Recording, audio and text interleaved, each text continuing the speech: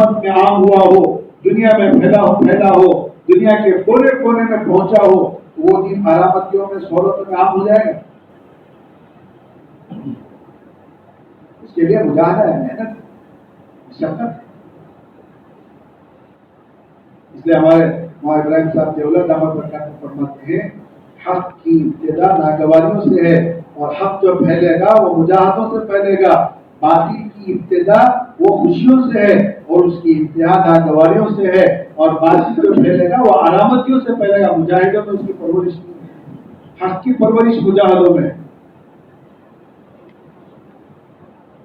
دنیا کی چیز ایمان ہے، تو ایمان کیا بنانا، کیا بنائیں گے انشاءاللہ؟ کیا سب کا بن گیا؟ اور کب تک بنانا ہے؟ موت تک بنانا ہے۔ اور یہ موت تک فرض ہے۔ نماز اسلام میں 5 وقت فرض ہے، روزہ سال میں 1 مہینہ فرض ہے، زکات سال بھر میں مالدار پر فرض ہے، حج زندگی میں مالدار پر 1 مرتبہ فرض ہے، لیکن ایمان 24 گھنٹے فرض ہے، 24 گھنٹے، رات میں، دن میں، صبح میں، شام میں، خوشی میں، غمی میں، اس کی نکلنے والی سانس اور جانے والی سانس، اس کے درمیان کی زندگی، اس میں بھی ایمان کا ہونا ضروری ہے۔ تو اتنی اہم چیز، اتنی بڑی چیز، اتنی قیمتی چیز اللہ پاک نے مجھے اور آپ کو بغیر مانگے، بغیر مشقت کی دی ہے۔ تو اللہ کرے کہ اس کی قدردانی کے اللہ تو اس کا مطالبہ کیا ہے کہ بھائی اپنے زندگی کے ہر کام کو اللہ کے حکم کے مطابق کریں، رسول اللہ صلی اللہ علیہ وسلم کے طریقے کے مطابق کریں۔ اس لیے ہمارے بزرگ کہتے ہیں کہ ہم بندے اللہ کے اور امتی رسول اللہ صلی اللہ علیہ وسلم کے، ہم حالات کے نہیں ہیں، حالات بدلتے بدلتے رہتے ہیں، کبھی سردی ہے، کبھی گرمی ہے، کبھی بیماری ہے، کبھی صحت ہے، کبھی مالداری ہے، کبھی غریبی ہے، کبھی خوشی ہے، کبھی غمی ہے۔ تو ہم حالات کے نہیں بلکہ احکام کے بندے ہیں۔ خوشی آ گئی، خوشی کے حکم پر چلو، غمی آ گئی، غمی کے حکم پر چلو، بیماری آ گئی، بیماری کے احکام پر چلو، رات آ گئی، رات کے حکم پر چلو، دن آ گیا، دن کے حکم پر چلو۔ اس لیے مولانا الیاس رحمۃ اللہ علیہ سے لوگوں نے پوچھا حضرت آپ اس کام سے کیا چاہتے ہیں، کیا مقصد ہے آپ کا؟ تو مولانا الیاس رحمۃ اللہ علیہ نے فرمایا کہ بھائی حضور اکرم صلی اللہ علیہ وسلم دنیا سے رخصت ہوتے وقت امت کو جس حال پر چھوڑ کر گئے تھے، امت دوبارہ اس حال پر آ جائے۔ حضور کس حال پر چھوڑ کر گئے تھے امت کو کہ امت کا تاجر تجارت میں دیندار تھا، امت کا حاکم اپنی حکومت پہ دیندار تھا، امت کا محکوم اپنی محکومیت پہ دیندار تھا، امت کا کاشتکار اپنی کاشتکاری پہ دیندار تھا۔ کسی کو کوئی کام ان کا دین سے آڑ نہیں بنتا تھا۔ اس لیے قرآن نے ان لوگوں کی تعریف کی، رجال اللہ تلہیہم تجارت ولا بیع عن ذکر اللہ، یہ وہ لوگ ہیں کہ ان کا خریدنا، ان کا بیچنا ان کو اللہ کی یاد سے غافل نہیں بنتا۔ ان کی گورنری ان کو اللہ کے دین میں آڑ نہیں آئی، ان کی گورنری اللہ کے دین میں آڑ نہیں ہے، اور ان کی غربت اللہ کے دین میں آڑ نہیں آئی۔ ان کی تجارتیں، عبد الرحمن بن عوف رضی اللہ عنہ کتنے بڑے تاجر، ان کی تجارت کا قافلہ جو اونٹوں میں تجارت کا سامان لاد کر لے جایا کرتے تھے، اور پہلا اونٹ مدینے میں، آخری اونٹ مصر، اور فاصلہ کتنا؟ حضرت شیخ نے جو ہے حج میں لکھا ہے، کیا نام ہے ان کا، نور الدین زنکی رحمۃ اللہ علیہ، جو حضور صلی اللہ علیہ وسلم کی عیسائیوں نے آپ کے جسم اطہر کو لے جانے کے لیے بخی سے غار میں خبر کھولنے کی کوشش کی تھی۔ حضور خواب میں جا کر فرمایا کہ ذرا وہاں کی خبر لو، فلاں آدمیوں کو دکھایا گیا، تو وہ نکل کر مصر سے رات اور دن کا سفر گھوڑے یا اونٹ کے ذریعے سے کر 16 دن پہ پہنچے تھے۔ تو مصر سے مدینے کا قافلہ سفر کتنا ہوا فاصلہ؟ رات اور دن سفر کر کے 16 دن میں۔ تو اتنے بڑے سفر میں حضرت عبد الرحمن بن عوف کا قافلہ آ رہا ہے تجارت، اتنے بڑے تاجر، تو ان کی یہ تجارت ان کو اللہ کے دین میں آڑ نہیں ہے۔ ایک صحابی نے حضور صلی اللہ علیہ وسلم سے عرض کیا، انصاری صحابی ہے، یا رسول اللہ صلی اللہ علیہ وسلم یہ بخار، یہ سردی، یہ درد، یہ کیا پریشانی ہے، کیا وجہ ہے؟ تو حضور صلی اللہ علیہ وسلم نے فرمایا یہ جو بیماری ہے گناہوں کے معاف ہونے کا ذریعہ ہے، گناہوں کے معاف ہونے کا کفر ہے. تو انہوں نے فوراً دعا کی، یا اللہ مجھے سال زندگی بھر بخار دے، اور ایسی بخار دے جو تیرے راستے میں چلنے میں آڑ نہ بنے، تیرے حکموں پہ چلنے میں رکاوٹ نہ بنے. صحابہ کہتے اس کے بعد جب بھی ان کا ہاتھ پکڑتے تھے ہاتھ گرم رہتا. تو گویا ان کی بیماری ان کو اللہ کے دین میں آڑ نہیں بنی، ان کی تجارت ان کو اللہ کے دین میں آڑ نہیں بنی، ان کی غربت، ان کا مقرر واقع ان کو اللہ کے دین میں آڑ نہیں بنا، اور ان کی خوشی اللہ کے دین میں آڑ نہیں بنی، اور ان کی غمی اللہ کے دین میں آڑ نہیں بنی. آج ایمان نہ سیکھنے کی وجہ سے ہمیں یہ ہر چیز اللہ کے دین میں آڑ بن رہی. تاجر کہہ رہا ہے کہ میں تاجر ہوں، مجھے چلنے میں دین پر رکاوٹ ہے. کاشتکار کہہ رہا ہے کہ صاحب میں کسان ہوں، صبح شام تک مجھے کام ہے، اس لیے میں فلاں نہیں کر سکتا، نماز نہیں پڑھ سکتا، روزہ نہیں رکھ سکتا، روزہ رکھ کر میں کاروبار نہیں کر سکتا. تو گویا کہ ہماری تجارتیں ہمیں دین پر چلنے میں آڑ ہیں، ہمارا دکان آڑ ہے، ہمارا باغ آڑ ہے. جو صحابہ کے زمانے میں جو چیز ان کو اللہ کے دین میں آڑ آتی تھی وہ تو وقف کر دیتے تھے. حضرت طلحہ نماز میں پڑھ رہے تھے اپنے باغ میں، گنجان باغ تھا، نماز کی نیت باندھی تھی، پرندہ اندر آ گیا، باغ گنجان ہونے کی وجہ سے اڑ نہیں سکتا، اس کے ادھر ادھر چلنے پھرنے سے ان کی نگاہ اس پرندے پر چلے گئی، معلوم نہیں ہوا کہ کتنی رکعتیں وہی سجدہ سہو ہو گیا. تو فوراً نماز کے بعد حضور کے پاس تشریف لے کر گئے. جو نماز اللہ سے ملانے والی ہے، اللہ سے بات کرانے والی ہے، اس نماز میں میرا باپ آڑ آ رہا ہے، یا رسول اللہ یہ باپ آڑ آ گیا، یہ باپ اللہ کے راستے میں اسے سمجھا ہے.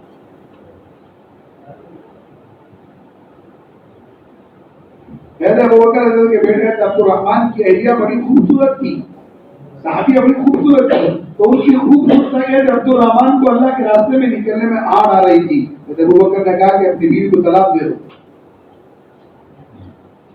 وہ ابو بکر تھے، بس آج ہمیں عورت کو بھی دینے کا نہیں ہے، جو ابو بکر تھے وہ اس لیے انہوں نے کہا کہ اسے طلاق دے. وہ نماز میں ابو ریحانہ رضی اللہ تعالیٰ عنہ اللہ کے راستے سے واپس آئے، اہلیہ محترمہ بن سنور کر تیار ہیں کہ بھائی بہت دنوں کے بعد شوہر آئے، کچھ سنائیں گے، کچھ سنیں گے، کارگزاری لیں گے، کارگزاری دیں گے. میں 2 رکعت نماز پڑھ لیتا ہوں. نماز کی نیت باندھی اور نماز میں کھڑے رہے، نماز پڑھتے رہے یہاں تک کہ صبح کی اذان ہوئی. سلام پھر کے نماز کو جانے لگے. اہلیہ محترمہ نے پیر پڑ رہا ہے، اللہ کے بندے کچھ ہمارا بھی تو حق تھا، حق تو تیرا بھی تھا، مجھے بھی معلوم، لیکن میں نماز کی نیت باندھ لیا اور نماز پڑھتے ہوئے میں جنت میں چلا گیا. جنت میں گھومتا رہا یہاں تک کہ صبح کی اذان ہوئی. ہمارے لیے ہر چیز آڑ ہے، ہر چیز آڑ ہے. تجارت آڑ ہے، چھوٹی سی تجارت، باغ آڑ ہے، گھر آڑ ہے. امام زین العابدین رحمۃ اللہ علیہ نماز کے لیے کھڑے ہو گئے اور گھر میں آگ لگ گئی. نماز کے بعد پوچھا بھائی کیا آوازیں آ رہی تھی، کیا شور ہو رہا تھا، کیا آگ لگ گئی تھی، بچوں کی جان چلی گئی تھی، آپ کو خبر بھی نہیں ہوئی؟ کہا میں اس آگ سے اس آگ کی طرف خیال آ گیا. تو صحابہ کو کوئی چیز آڑ بنی ہی نہیں سکتی. آج جو ہمیں آڑ ہو رہا ہے وہ ہمارے ایمان کی کمزوری کی وجہ سے آڑ بنتا ہے. چھوٹی چھوٹی چیزیں میں آڑ بن جاتی ہے. چھوٹا سر کا درد نماز کے لیے آڑ بن جاتا ہے، پیٹ کا درد آڑ بن جاتا ہے، دوست کی شادی 3 جانے میں آڑ بن جاتی ہے، دوست کی بہن کا رسم ہمارے گشت کے لیے آڑ بن جاتا ہے. آڑ بن جاتا ہے. صحابہ کے سامنے دین کے لیے کوئی چیز آڑ نہیں، ان کے سامنے کوئی چیز آڑ نہیں، سب کو قربان. میرے بھائی دوستوں کو ہمیں اللہ تعالیٰ نے یہ ایمان دیا ہے، سب بنانا ہے، محنت کر کے بنے گا تو پھر انشاءاللہ نماز آسان، روزہ آسان. نماز اپنا اثر دکھائے گی، روزہ اپنا اثر دکھائے گا، زکات اپنا اثر دکھائے گی، حج اپنا اثر دکھائے گا. قرآن شریف کہتا ہے ان الصلاۃ تنہی عن الفحشاء والمنکر، بے شک نماز بے حیائی اور بری باتوں سے روکنے والی ہے. ابھی کیا مطلب ہے کہ نمازی بھی ہے جھوٹا بھی ہے، نمازی بھی ہے چور بھی ہے، نمازی بھی ہے ڈنڈا مارتا ہے، نمازی ہے ملاوٹ کرتا ہے، نمازی ہے. قرآن کہہ رہا ہے کہ نماز بے حیائی بری باتوں سے روکنے والی ہے. کون سی نماز؟ جو عادت والی نماز سے برائی نہیں چکے گی وہ تو ایمان والی نماز سے حضرت نے کیا لکھا بے شک نماز دشوار ہے، بے شک نماز دشوار ہے لیکن ان کے لیے آسان ہے جن کے دلوں میں خشوع و خضوع ہے، جن دلوں میں خشوع و خضوع کے لیے نماز آسان ہے، وہ خشوع و خضوع والی نماز بے حیائی سے روکے گی، برائیوں سے روکے گی۔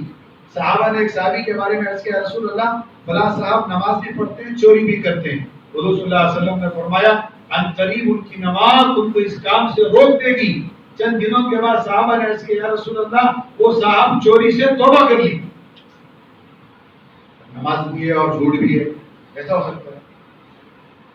اس لیے ہمارے اکابر اللہ والے کہتے ہیں کوئی اگر مسجد میں چپل چوری کر لیا، جوتا چوری کر لیا، یہ مت کہو کہ نمازی نے چوری کری، لیکن نمازی چور نہیں ہو سکتا بلکہ چور و نماز کی شکل اختیار کر کے آ گیا۔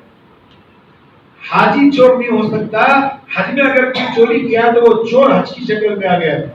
روزے دار چوری نہیں ہو سکتا اس لیے کہ روزے کا اثر قرآن نے کہا لعلکم تتقون، روزے سے تمہارے اندر تقوی پیدا ہوگا، پرہیزگاری پیدا ہوگی، اللہ کا ڈر خوف پیدا ہوگا۔ تو کہا کہ روزہ دار وہ چور نہیں ہوگا بلکہ چور روزے کی شکل میں آ گیا۔ تو ایمان کے نابندے کی وجہ سے، ایمان کے کمزوری کی وجہ سے اللہ کے احکامات ہمارے اندر عادت کے طور پر آ کر ہیں، حقیقت کے طور پر آ کر ہیں۔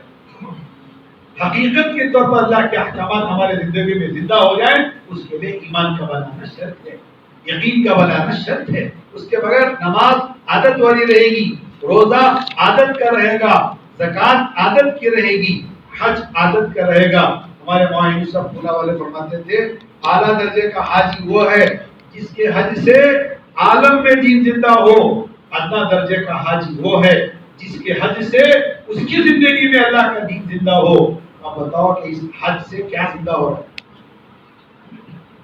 ہے؟ اس سے کیا زندہ ہو رہا ہے؟ عالم میں دین زندہ ہو رہا ہے؟ کیا جانے والے کی زندگی میں زندہ ہو رہا ہے؟ حاجی صاحب جو ہے مدینے سے واپسی پر ہی ماشاءاللہ اللہ ہم سب کو معاف فرمائے کہ سنت کے خلاف چہرہ لے کے تشریف لا رہے ہیں۔ یہاں کہہ رہے بھی اعلیٰ درجے کا حاجی ہوا جس کی حج سے پوری دنیا میں دین زندہ ہو، ادنا درجے کا حاجی ہو کہ اس کی حج سے اس کی زندگی میں اللہ کا دین، اس لیے کہ حج تکمیل اسلام ہے، حج سے اسلام مکمل ہوا ہے۔ بعض موقع پر حضور نے فرمایا کہ اسلام کی تکمیل کے لیے کہ حج کرو، بعضوں کو شروع میں فرمایا کہ ایمان لاؤ، اخلاق پیدا کرو۔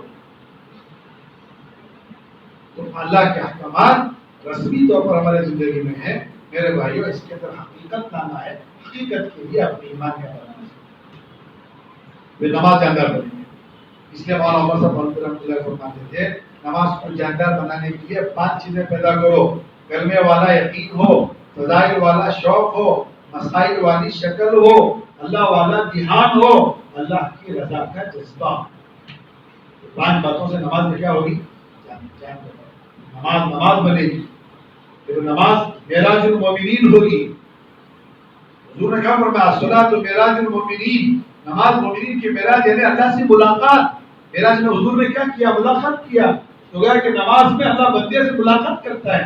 حدیث شریف میں حضور نے فرمایا جب نمازی نماز کی نیت باندھ لیتا ہے اللہ تعالیٰ بھی اس کی طرف متوجہ ہو جاتے ہیں، جب تک یہ کھانستا نہیں، جب تک یہ نماز پوری نہیں کرتا اس وقت تک اللہ بھی اس کی طرف متوجہ ہے۔ اب اللہ ہماری طرف متوجہ، ہم نماز میں اللہ کی طرف متوجہ نہیں رہیں گے تو کیا بھائی؟ اللہ متوجہ کیسے؟ ہم متوجہ ہوں گے اللہ متوجہ ہوں گے۔ اللہ نے فرمایا ایک بارش آئے گا تو میں کھاتا آؤں گا، چل کے آئے گا دوڑ کے آؤں گا، ایک قدم آئے گا 2 قدم آؤں گا، دنیا میں تذکرہ کرے گا تو فرشتوں میں تذکرہ کروں گا، اور نماز میں اگر اللہ کا دھیان جمے گا تو اللہ ہماری طرف متوجہ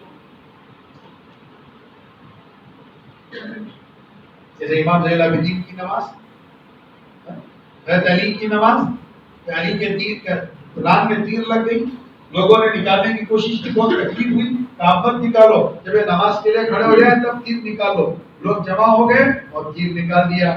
سلام کرنے کے بعد پوچھا کیا تم لوگ تیر نکالنے کے لیے جمع ہوئے ہو؟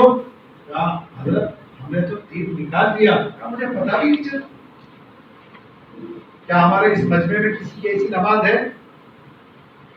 ایسی نماز کیوں؟ ایسی نماز کیوں نہیں ہے؟ دنیا کی چیز ہمارا ایمان کمزور ہے، یقین کمزور ہے. ایمان یقین بنے گا تو ایسی نماز بنے گی. اس کا وہ اثر ہے، ایمان کا اثر ہے، وہ اپنا اثر ظاہر کر کے رہے گا. فرعون کی بازی سے ایمان چھپا نہیں گیا، ایمان لے کر آ گئی. چلتے چلتے اس کا چلن بدل گیا، رہن سہن بدل گیا. فرعون نے پہچان کر پوچھا چند دنوں سے تیرا چلن بدل رہا ہے، چند دنوں سے تیری بات چیت بدل رہی ہے، رہن سہن بدل رہا ہے، لگتا ہے کہ تم موسیٰ و ہارون پر ایمان لے کر آ گئی.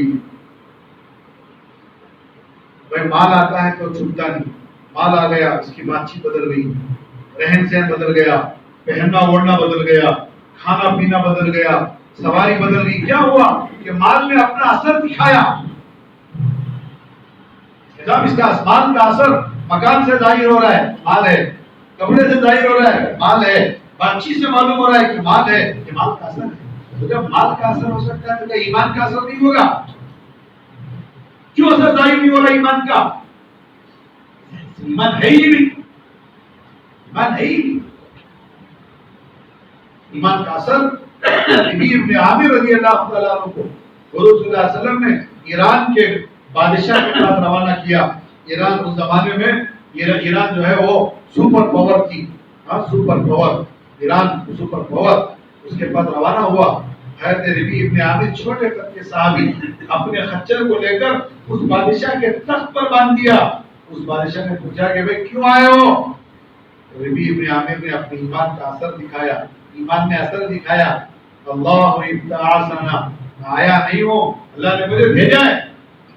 کیوں بھیجا ہے؟ بندوں کو بندوں کی غلامی سے نکال کر خالق کی غلامی میں لانے کے لیے بھیجا.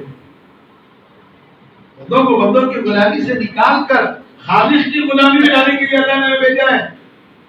ایمان قبول کرو، سلامتی میں رہو گے. اسلام قبول کرو، اسلم تسلم، ایمان اسلام لاؤ تم سلامتی میں رہو گے. اور ایمان قبول نہیں کریں گے، جزیہ دو ہم تمہاری حفاظت کریں گے. وہ بھی نہیں کرو گے، آ جاؤ میدان میں تلوار فیصلہ کرو.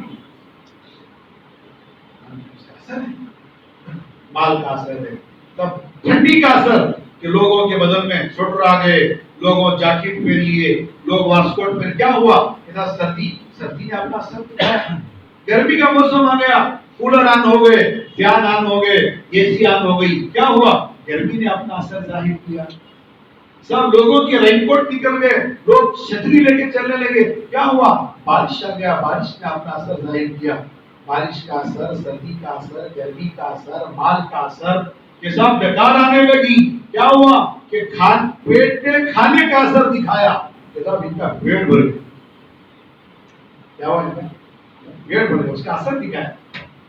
انگڑائی لانے لگی، سستی کا اثر دکھ رہا ہے. سب چیزوں کا اثر نظر آتا ہے، کیا ایمان کا اثر نہیں؟ بولو نا، اثر نہیں ہوگا ایمان کا. تو کیا ایمان جھوٹ سے نہیں بچائے گا، چوری سے نہیں بچائے گا، دھوکے سے نہیں بچائے گا، ہاں ملاوٹ سے نہیں بچائے گا، ڈنڈی سے نہیں بچائے گا، کرنے نہیں دے گا. وہ مت کر، اللہ دیکھ رہا ہے. عبداللہ بن عمر رضی اللہ عنہ سفر میں نکلے اپنے گھر والوں کو لے کر. وہ جنگل میں بکری چلانے والے سے ملاقات ہوئی. اس نے کہا کہ بھئی بکری دے دو، ذبح کریں گے، ہم بھی کھائیں گے، تم بھی کھاؤ. اس نے کہا نہیں، میں روزہ دار ہوں. اچھا چلو ہمیں بیچ دو، ہم کچھ دے دیں گے، افطاری کر لینا. تو اس بکری چلانے والے نے کیا کہا؟ بھی میرے مالک کی بکریاں ہیں، میں غلام ہوں، میں بیچ نہیں سکتا. تو عبداللہ بن عمر رضی اللہ عنہ نے فرمایا اسے پرکھنے کے لیے کو جا کے کہہ دو. بھیڑیے نے بکری کو کھا لیا.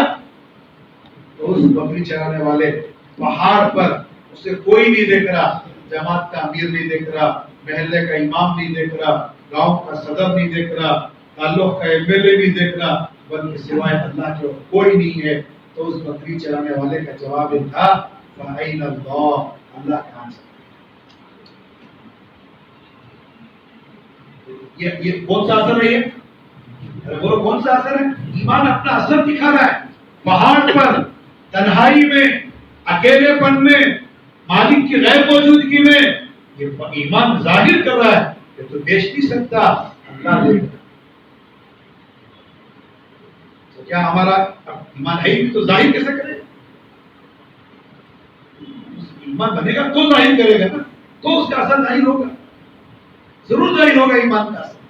ایسا نہیں ہو سکتا کہ ایمان بنے اور اپنا اثر ظاہر نہ کرے.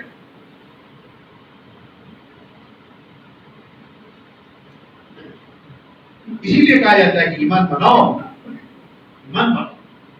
ایمان سے سارا خیر وجود میں آئے گا. امن. حضرت عمر کے زمانے میں ایک خوبصورت عورت زیورات سے لگی ہوئی عراق کے پاس حرا ایک شہر ہے، وہاں سے پیدل حج کے لیے آئی. آ کر واپس جانے لگی. امیر المومنین نے اس سے پوچھا کہ تو نے سفر میں لوگوں کو کیسے پایا؟ تو اس کا جواب یہ تھا کہ میں سفر میں لوگوں کو اپنے سگے بھائیوں سے زیادہ خیر خواہ پایا. تو کیا کوئی چنگیری سرکل میں زیورات سے لگی ہوئی خوبصورت عورت رات کے 12 بجے چھوڑ دیا جائے تو صبح تک اس کا ایڈریس ملے گا؟ ایڈریس ملے گا؟ ایک عورت وہاں سے پیدل چل کے آ رہی ہے اور چلنے میں رات بھی آ رہی ہے، دن بھی آ رہا ہے، اور خود وہ عورت کا جواب یہ ہے کہ میں نے ہر ایک کو سگے بھائی سے زیادہ خیر پایا. یہ کس کا اثر تھا؟ ایمان کا اثر. ایمان کا اثر تھا کہ لوگوں کی جان سلامت تھی. ایمان کا اثر تھا لوگوں کی عزت حفاظت میں تھی. ایمان کا اثر تھا لوگوں کے مالوں کی حفاظت تھی.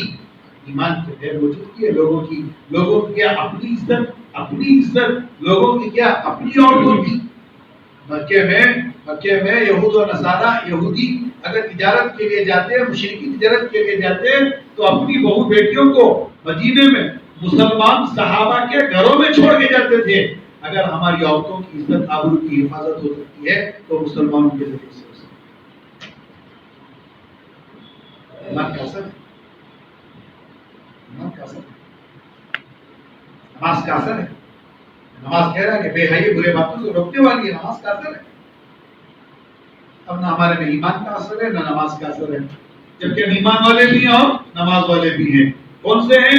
ایمان بھی عادت کا، نماز بھی عادت کی.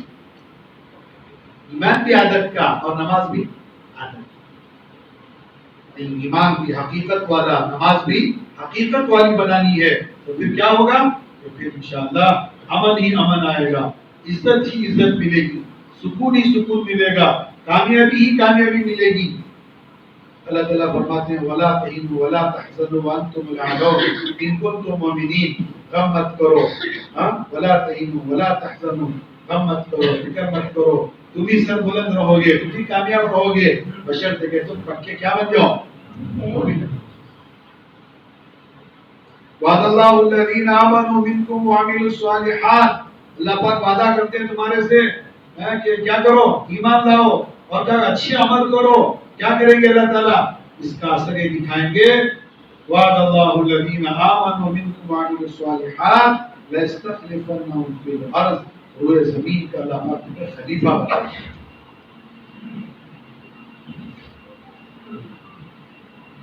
اس کے لیے نیت سے بنائے. دعوت و تبلیغ کے کام سے اسی بات کی آواز میں نہیں کرو. یہی بات سمجھا جائے کہ اپنا ایمان بناؤ. کیا بناؤ؟ ایمان بناؤ اور ایمان کے ذریعے سے اعمال بناؤ. جب ایمان بنے گا اعمال بنیں گے، اعمال بنیں گے حالات درست ہو جائیں گے، خود بخود درست ہو جائیں گے. حالات درست ہو جائیں گے. حالات کا تعلق وہ حکومت سے نہیں ہے جتنے اللہ والے ہم سب کو سمجھا رہے ہیں. اللہ والے کتنا ہمیں سمجھا رہے ہیں. حالات کا تعلق بالکل حکومت سے نہیں ہے. حالات کا تعلق ہمارے اعمال سے. اعمال اچھے ہوں گے حالات خود بخود بدل دیں گے. صحابہ کے اعمال اچھے تھے، صدیق اکبر جیسا خلیفہ ملے. صحابہ کے اعمال اچھے تھے، عمر فاروق جیسے خلیفہ ملے، جن کی خلافت میں زمین ڈرتی تھی، جن کی خلافت میں سمندر باتیں سنتا تھا، جن کی خلافت میں ہوائیں ان کے تابع تھی، جن کی خلافت میں آگ کو بھگانے والے لوگ تھے، جن کی خلافت میں جن کی خلافتوں میں شیر اور بکریاں وہ ایک جگہ پانی پیتی تھی. وہ تو اعمال اچھے ہوں گے تو حالات اچھے ہوں گے.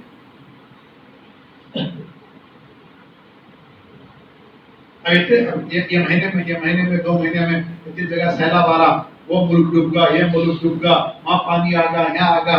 اچھا یہ سیلاب کے آنے پر کیا ہماری مسجدیں فجر میں بھر گئی؟ بولو. ارے کھڑا واٹس ایپ دیکھا، ارے کیا ہر ایک کے زبان میں وہ افسوس ہے، کیا غم ہے، کیا غم ہے، کیا تڑپ ہے، اور مسجد فجر میں تو مولانا یوسف رحمۃ اللہ علیہ فرماتے تھے 50% مسلمان نمازی بن گئے، اللہ تعالیٰ باطل کا عروج روک دیں گے، حق کا زوال روک دیں گے۔ 51% مسلمان نمازی بن گئے، حق کا عروج شروع کر دیں گے اور باطل کا زوال شروع کر دیں گے۔ صرف 100% نہیں، 50% آ گیا تو آدھا آدھا رک جاتا، ان کا رک جاتا، ہمارا بھی تنزلی رک جاتی، ان کا بھی اڑنا رک جاتا۔ 51% اگر نمازی بن گئے، 51% نمازی بن گئے تو اللہ تعالیٰ ہمارا عروج شروع کر دیں گے اور ان کا زوال شروع کر دیں گے۔ تو کیا یہ سیلاب سے ہمارے اعمال بدل گئے؟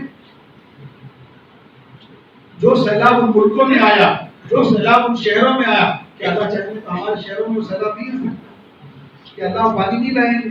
کہ اللہ کو پانی لانے کے لیے سمندر کی ضرورت ہے؟ کہ اللہ کو پانی لانے کے لیے بھی بارش کی ضرورت ہے؟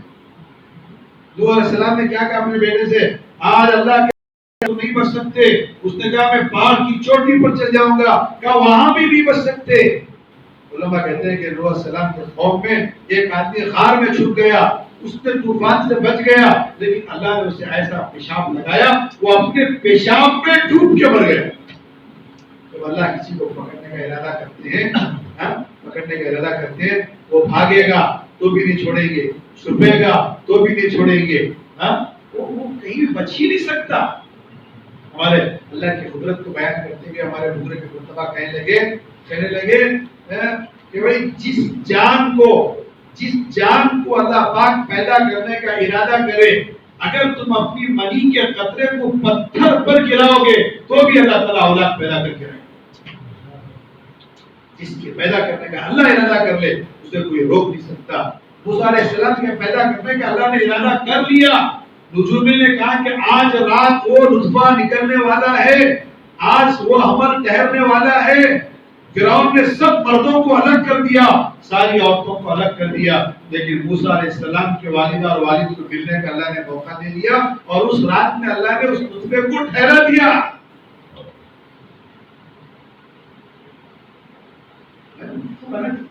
اس کی قدرت ہے،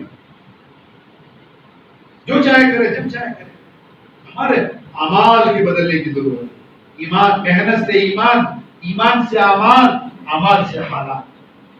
چاہیے محنت سے کیا؟ ایمان، ایمان سے عمل، عمل سے حالات۔ محنت نہیں ہوگی ایمان نہیں بنے گا، ایمان نہیں بنے گا عمل نہیں بنیں گے، عمل نہیں بنیں گے تو حالات درست نہیں ہوں گے۔ وہ تو قیامت تک صرف افسوس ہی کرتے رہیں گے، کرتے رہیں گے، پھرتے رہیں گے، کرتے رہیں گے، پھرتے رہیں گے، سیلابیں آتی رہے گی اور اللہ کا عذاب آتا رہے گا، گرفت میں ہم جاتے رہیں گے۔ اس کے لیے میرے بھائی دوستوں لوگ تو اس کے لیے میرے بھائی دوستوں کو ہمیں یہ اللہ نے محنت کیا ہے، کام کیا ہے، فکر کر کے اس میں ماشاءاللہ محنت کریں گے، ایمان ڈالیں گے، عمل بنائیں گے تو حالات جو ہے وہ درست ہونا شروع ہو جائیں گے۔ کابر کہتے ہیں اندھیرے کو دور کرنے کے لیے کوئی تلوار، کوئی بندوق، کوئی توپ کی ضرورت نہیں ہے، اندھیرے کو دور کرنے کے لیے روشنی کی ضرورت ہے۔ جب روشنی آ جائے گی تو اندھیرا دور ہو جائے گا۔ باطل کے دور کرنے کے لیے حق کا ہونا ضروری ہے، اور حق آئے گا تو باطل کو جو ہے وہ اپنی جگہ خالی کرے گا۔ تو اس کے لیے یہ مطالبہ کیا جاتا ہے کہ ہمیں اللہ کے راستے میں قربانیاں دیں۔ ماشاءاللہ ہمارے بدراوتی میں سنا، میں تو جماعت میں تھا، کارگزاری سنتا رہا۔ ماشاءاللہ گزشتہ جو ہمارے چولہے میں جوڑ ہوا، اس جوڑ کے واسطے تقریباً یہ 2 مہینے ہو گئے سپتمبر کی 30 کو، تو کافی محنت ہمارے زونوں میں، میرا ارلی علی زون میں، میراپور میں، اور میگا زون میں ماشاءاللہ کافی محنتیں ہوئی، کافی جماعتیں نکلی، سیروزہ جماعتیں نکلی۔ اللہ تعالیٰ بہت قبول فرمائے۔ اسی طرح ہمیں یہ محنت جو ہے کوئی وقتی سیزن وائز محنت نہیں ہے، بلکہ محنت موت تک کی محنت ہے۔ ہمارے بزرگ کہنے لگے کھانا کب تک کھاؤ گے؟ بولو کھانا کب تک کھاؤ گے؟ پانی کب تک پیو گے؟ تو محنت کب تک کرو گے؟ محنت موت تک کرنا ہے۔ تو سنا ماشاءاللہ کافی جماعتیں نکلی، سیروزہ نکلے، اور اب یہاں چیلے کی جماعتیں بن کر آ گئی ہیں۔ اللہ بہت قبول فرمائے۔ اسی طرح ہمارے اس علاقے میں محنت کے اللہ ہم سب کو توفیق نصیب فرمائے، بد نظروں کی بدنظری سے پوری حفاظت فرمائے۔ جب اپنی ذات کو سامنے رکھ کر کریں گے تو ہم کرتے رہیں گے، دوسروں کو دیکھیں گے تو پھر آدمی یا تو مایوس ہو کے رک جائے گا، یا تو کیا ہو کے हाँ, या तो मायूस हो जाएगा या तो क्या हो जाएगा। और चीज है, दो चीजों में से दूसरे उसे बिठाए, तो अपनी जात को सामने रख के काम करना है। करते रहेंगे तो कैसे नतीजे निकले, मेहनत करने से नतीजे निकले। मेहनत की माशाल्लाह जोड़ हो गया, मेहनत की आप हजरत जमातें निकल रही, तो और मेहनत करेंगे और इलाकों से भी जमातें निकल जाएंगे हमारे बंदे में। तो इसलिए हिम्मत करके बताओ, नगद माशाल्लाह आपके शहर से जमाते हैं, नगद कौन कौन तैयार होते हैं और खड़े होकर अपना नाम माशाल्लाह। हमारी जोड़ की कामयाबी है, कामयाबी जोड़ की नजर आ रही है माशाल्लाह। बदलाव अल्लाह ताला कबूल फरमाए, अल्लाह मदद फरमाए माशाल्लाह। बहुत अच्छी बात, बहुत अच्छी बात।